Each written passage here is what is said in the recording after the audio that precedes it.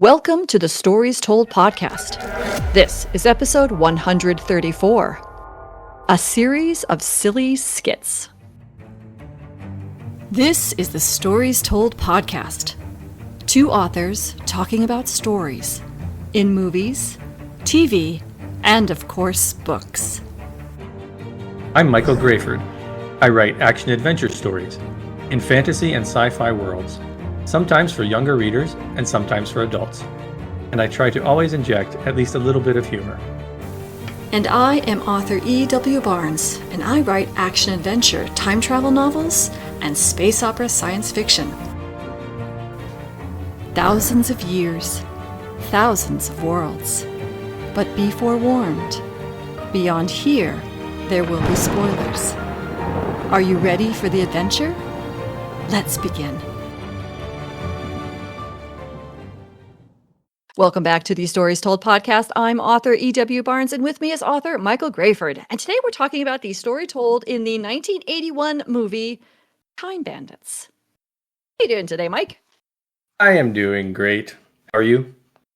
I'm doing well, thank you. And what's new in your writing world? Are you still filling the creative well, or have you started to move on to crafting new plot lines or ideas or anything? No, still kind of chilling, just hanging out, dealing with, life things like renewing health insurance and things like that. It seems like something that would be easy, but it always ends up being more complicated than it should be for some reason. Yeah. So yeah, not much going on in writing world other than, just thoughts in the back of the mind kind of thing, letting it gel. How about you? Nothing specifically done, though lots of thinking has happened. So That's you good. and I, I'm actually kind of excited and a little scared. You and I are both aware of this very large writers' conference that takes place every year in Las Vegas. And I used to go on a regular basis and then decided that it was an expenditure that I didn't want to incur for a while.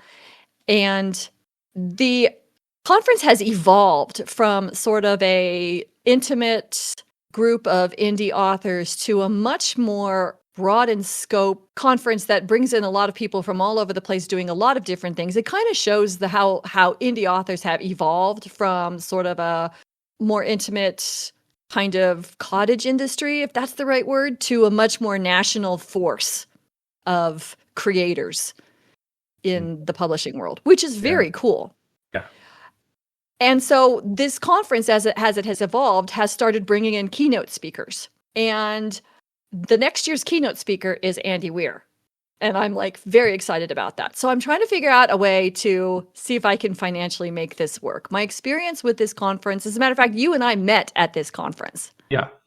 So my experience at this conference has been very positive overall. It's not inexpensive, but it can have incredible opportunities for learning. And I have pulled and come away with a lot of great ideas and a lot of great opportunities from this conference that I think has helped me as a writer. So when the announcement came that Andy Weir was going to be speaking, I really started thinking about, scraping up the funds to head off to this conference.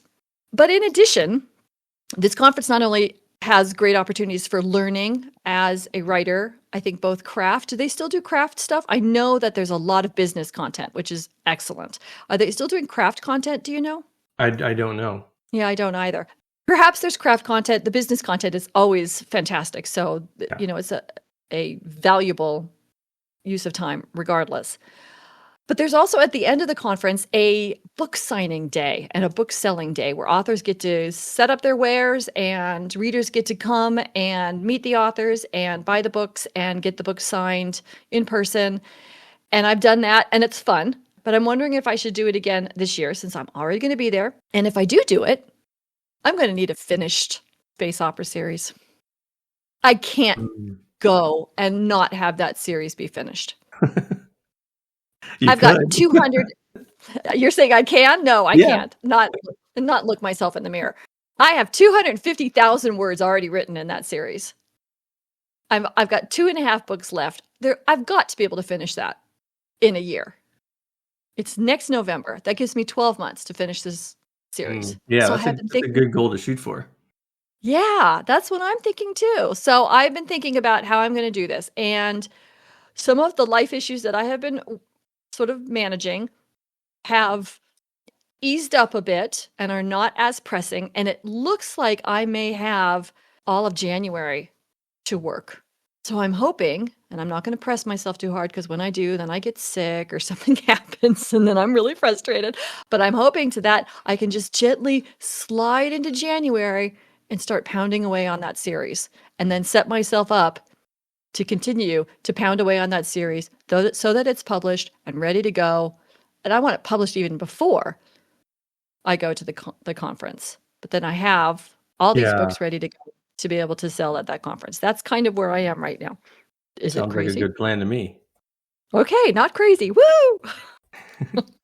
And I still want to write the short stories. And I think I'm going to write the short stories that I've been thinking about sometime over next month, over December. Because again, I really enjoy writing short stories, and it's something that comes rather easily for me. So I'm going to write those short stories. Those are the time travel series related short stories. I think I'm going to make those available on Patreon to Patreon subscribers. So if people want to read those short stories, they will be available on Patreon. And one of the things that I do on Patreon is that you don't have to do the paying Patreon thing. I'll make these available to people who are just the free subscriber on Patreon because Oh, times are tough for people, and just the support means so much to me that I'm not like real hung up on, oh, you have to pay me money for these. yeah. If you love my stories, you've read them, thank you so much. Here's some cool little short stories to go with them. Thanks. I like that idea. Have you found any interesting stories in books, movies, or television lately? I just finished watching the latest season of The Morning Show on Apple Okay. TV.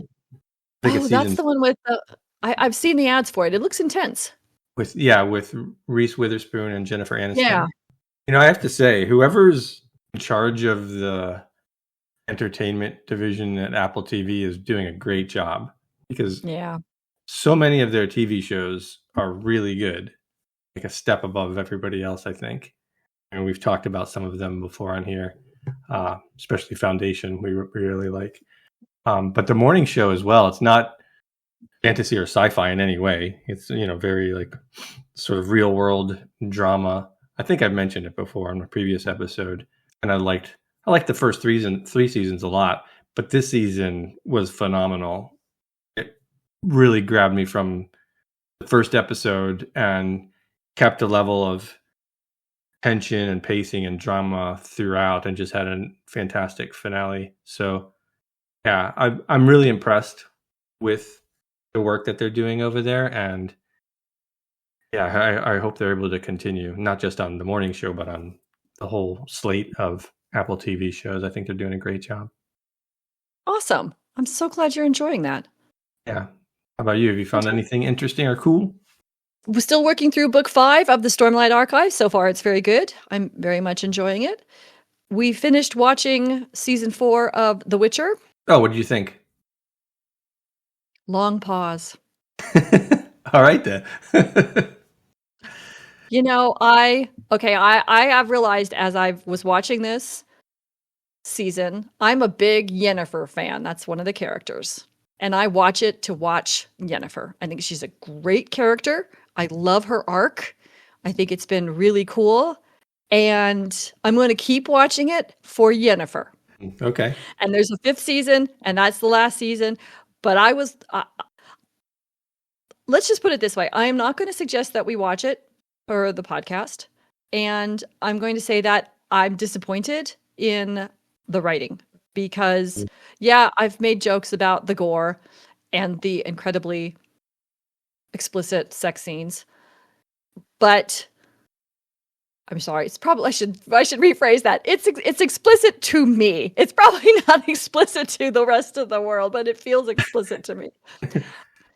But it was the writing when I'm sitting there thinking, why are they doing this?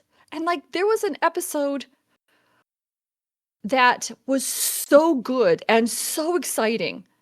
There was just so much going on. The episode should have ended on that. Instead, it opened on that so that when we moved to a different character and their issues, it was like this huge letdown of emotion. I mean, they should have done the other character stuff first. That was more quiet, more thoughtful, and then ended the episode with the exciting part. Instead, it felt so jarring to, be so into, and it was really well done. It was a battle scene. It was incredibly well done. I really liked it. And then all of a sudden it was like, bam, now you're someplace where there's just people walking and talking. Yeah. And I was like, whoa, it was very jarring. I was expecting the entire episode to be just that battle scene. And so then for them to move on to something else felt like, oh, and by the way, we have to move this story forward too now.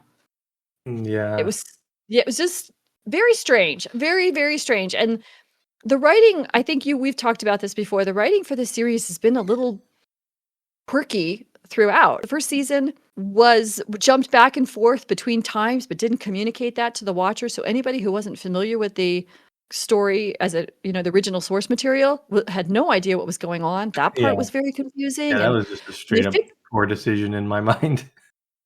And then the second season cleaned that up a bit and got a little better. And I thought third season was really well done. And then all of a sudden we're back to sort of a kind of a story mess. And I've heard that there's been some concerns about where the story is going. But for me, the concern is how the story is going. The writing just seems to be not kind of, I don't know, dare I say, upholding the agreement between the consumer and the writer. I don't know if that's fair. I'm not sure I like that now that I've said that.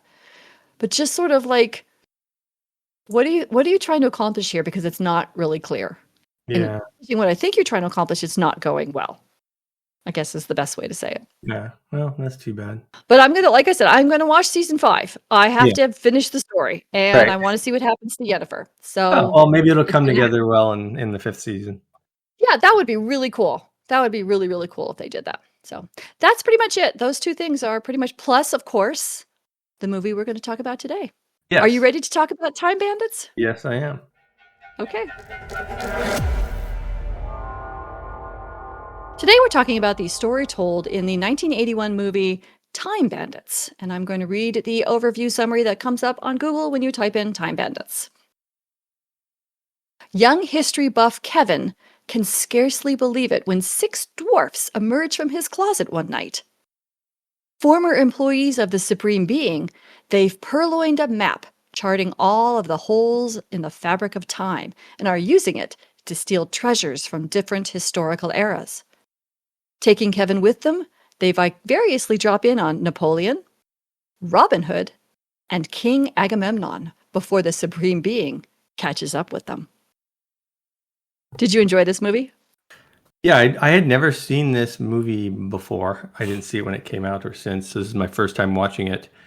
And I feel like I would have appreciated this had I seen it when I was a kid. As an adult, it didn't really grab me. There are things about it that I do like. I think it did well. It's weird. It kind of felt like a myth, like mythical stories where the characters kind of go from one mini adventure to another.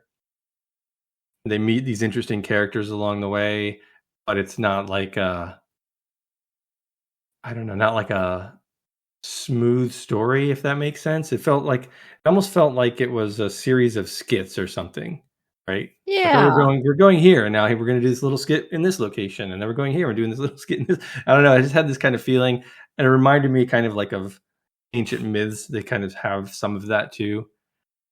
Yeah. So I don't know. I found it mildly amusing, I guess.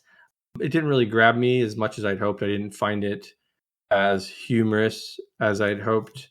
I think part of that is just, different time that we live in and different time of life. Like I said, if I was younger, I probably would have enjoyed it more. I will say, as I was watching it, it kind of felt like this inspired Bill and Ted's Excellent Adventure. Right? It had kind of this similar thing. It's like they go to a different time, and then they have this sort of wacky adventure there with those people, and then right? I don't know. It feels like maybe they got that idea from this. There's some fun stuff. There's some amusing stuff. I'm trying to think of something specific. It's just, for me, a lot of it felt, I don't want to say discontinuous, but like I guess I wasn't as invested as I would have liked. But overall, I would say it was amusing, but wasn't really my cup of tea, unfortunately. How about you? I love what you just said about it being skits, because I think that's actually right on the nose. And when you think about it in terms of that it was written by Terry Gilliam, who was a I think member of Monty Python, then the skits analysis makes a lot of sense. Because that's what Monty Python did, a lot of funny skits. And so that's kind of what this is. And I agree, that sort of connective tissue to kind of explain to us a little bit more about what's going on wasn't really there. And the skits themselves could be really funny. I, like you, did not see this when it came out. And my one recollection of this movie actually came from a discussion of it from one of the Anne Rice vampire books, where she describes one of the vampires as watching this movie and finding it hilarious. And I always just remembered that, thinking, I've never seen that movie. I need to see that movie to see if it's hilarious. Now, did I find it hilarious? Not really. But other people might, because it's kind of people who enjoy sort of ridiculous comedy, I think, would really enjoy this, because it is very sort of British, dry, ridiculous humor. Yeah. And and for that, I think for those people, it really works. I kind of liked, I know this is going to sound really funny, but I kind of liked sort of the old, very old, sort of David Lynch Dune feeling about it, with the special effects, and felt a little nostalgic. Yeah, it is kind of around that time period, 80s. Yeah. So I kind of enjoyed that part of it. And I did sort of enjoy the sort of British sensibility, comedic sensibility feeling of this is just ridiculous. And that this doesn't need explanation because it's just ridiculous. Yeah. And so there was definitely those moments. But then I think there could have been a little bit more explanation, so that the ridiculous, hilarious moments popped more, because we had a little bit more grounded in some kind of more serious repercussions. I mean, there is like, okay, yeah, the Supreme Being is after them and they're running through time, and now evil is after them and they have to get Kevin back to his bedroom.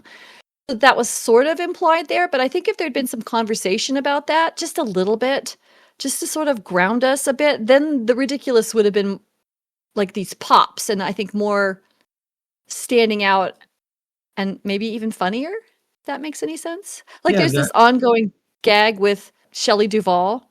Right. Who keeps seeming to be reincarnated. I think that would have been funnier if we had a little bit moment of, maybe the dwarves saying, we have to get Kevin back. It's time to get Kevin back, right? And they all bond together. We're going to get Kevin back to his bedroom. And then they try to go to a new place, and then they have Shelley Duvall pops up again. I think that would have made it a little funnier. But again, I, like you, think that may be through the lens of my own sensibilities, my own modern sensibilities, my own adult sensibilities, as opposed to sort of a writer thing, if that makes sense. Yeah. I that's why I kind of hedge my commentary a bit. Yeah, exactly. I will say, well, are you done there or? Yes. Okay. Thank you. I will say the first thing I had that I thought could be improved was exactly what you said. It felt sometimes a bit indulgent on the silliness over the story or characters. And I think when you get those two working together, it just feels better. Like you said, it would actually be more humorous if you're more invested in it. Yes. I think I would have wanted more character development. And I think that was one of the things that was lacking for me. I wanted to root for the characters, and it was sort of hard to root for them. Even Kevin, it's like, what was Kevin? He just wants to go back home. But then he doesn't. He was fine staying with Agamemnon. And it's like, okay, but he's on this wacky adventure. If it's going to be a wacky, fun adventure, I want him to enjoy it or want to achieve something. Or it just seemed a little big. It's like he kind of wants to not have them steal stuff, but then he doesn't really care. And then he wants to just go home, and then he wants to stay with Agamemnon. So I wanted a more clear through line and goal and want for at least Kevin, if not the other characters. The other characters, they could be silly and they could just want to do this thing. I didn't really get their motivation either. We're just going to go through time and be bandits for some reason. It didn't make any sense to me, but that kind of goes along with the silliness of the Yeah. setup, I guess. Even still, I think giving them something more specific or giving them more of a lesson to learn, which I don't feel like they did, would Yeah. have helped. And then the end was really a Deus Ex Machina, wasn't it? Bizarre. And it It was bizarre. it was literally just, okay, the supreme being comes in and solves the problem. I mean, were they intending that to be a Deus Ex Machina as part of the humor? Because, oh, look, we're doing Yeah. what, the ancient stories did. And it's like, here, the supreme being just comes in and solves this issue. Like, I don't think that works. Like, it didn't work for me. Yeah. I would have liked to have the protagonist do something clever to defeat the evil guy, or at least neutralize the evil before the supreme beings showed up. So that didn't work for me. And then the very end, Oh my gosh. I don't get what I was supposed to get out of that. I feel like it was just, let's do something silly or let's do something unexpected. It didn't, I don't know. I wanted more coherence in the story, I think, and the characters. Yeah. And And I think you pegged that's it with Kevin's goal. If his goal was to get home, then the very end, he doesn't get his goal right. because his home catches on fire and his parents are killed. So he's just left standing out on the street. And if his goal was to stay with Agamemnon, then the firefighter, who was played by Sean Connery, who was also Agamemnon, should have taken him home. Yeah. Oh, you poor kid, you're left here on the street. Here, come home with me. And then he would have gotten his goal to have somebody who actually paid attention to him and cared about him. But we got nothing. No. And I didn't mind the Deus Ex Machina storyline, but I think you're right, because at the very beginning, the first thing we see is Kevin talking about his history studies, which, by the way, was just such an throwaway thing. I was surprised to see Google describe him as a history buff. Yeah. It would have been fantastic if it was his history knowledge that helped solve the problem. Yeah. This is one way where I feel like actually the TV show does a lot better. They spend a little more time showing that he's this, history kid. Yeah. And then in the show, his knowledge helps them locate like where they are in time and who these characters are and what they do. And it plays more of a role. I think the show actually takes this idea and does it better. It still has kind of some of the silliness, but it's updated a little bit. I don't think the show is amazing, but I think it's better because they address some of these issues. Is there anything else that you might have changed as a writer? I don't know. I mean, I think there's an interesting idea here. I think they came up with something that could have been fun. I think we hit most of the points. I think it just made me care about the characters more, because I found myself not caring. Like halfway through, I'm like, I don't really care. Like what happens to these people, where this is going. Yeah. And there wasn't enough. The stakes were sort of irrelevant because you realize they're just going to bumble their way out of it, whatever comes up. So yeah.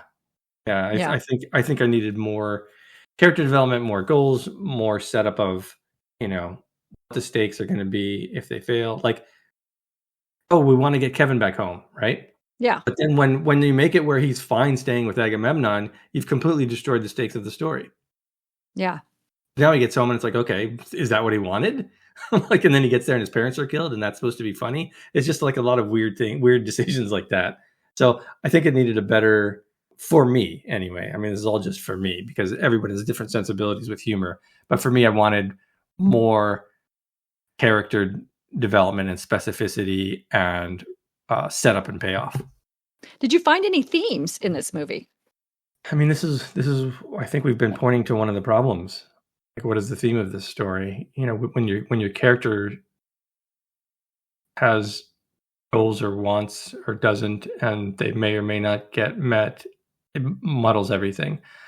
I guess friendship is more important than money. Like at the in the end, they decide to help Kevin instead of continuing their banditry. I don't know.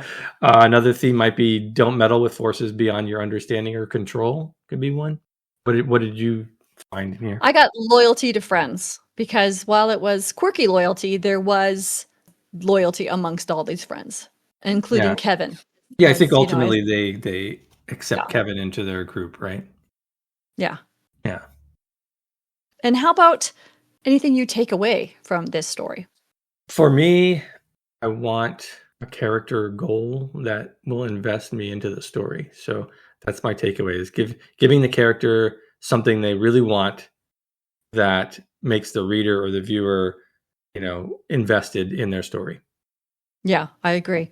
I had fill in the gaps because there were a lot of gaps that were missing as far as the connective tissue of why they were there and what they were doing.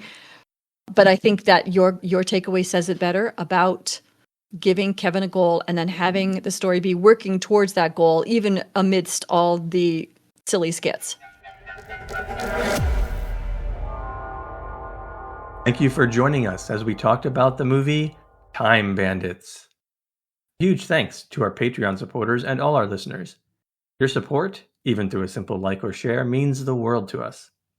If you enjoyed today's themes, check out E.W. Barnes's Temporal Protection Corps series, which delves into time travel with heart, and where duty to history meets personal stakes. The link is in the show notes if you're curious to explore more. The Stories Told podcast is on all major platforms. Please like, subscribe, or follow to help us reach more story lovers like you. For book, TV, or movie suggestions, drop a note on our YouTube channel, and that link is in the show notes as well. You can find Michael Grayford at michaelgrayford.com and E.W. Barnes at 1000years.com. Please be aware that the Stories Told podcast is going to take a break for the Thanksgiving holiday, and so you will be able to join us after the holiday, and we'll be talking about the story told in the novel Children of Time by Adrian Tchaikovsky. Thanks so much, Mike. This was a lot of fun. Yeah, thank you. And we'll see you next time on the Stories Told podcast.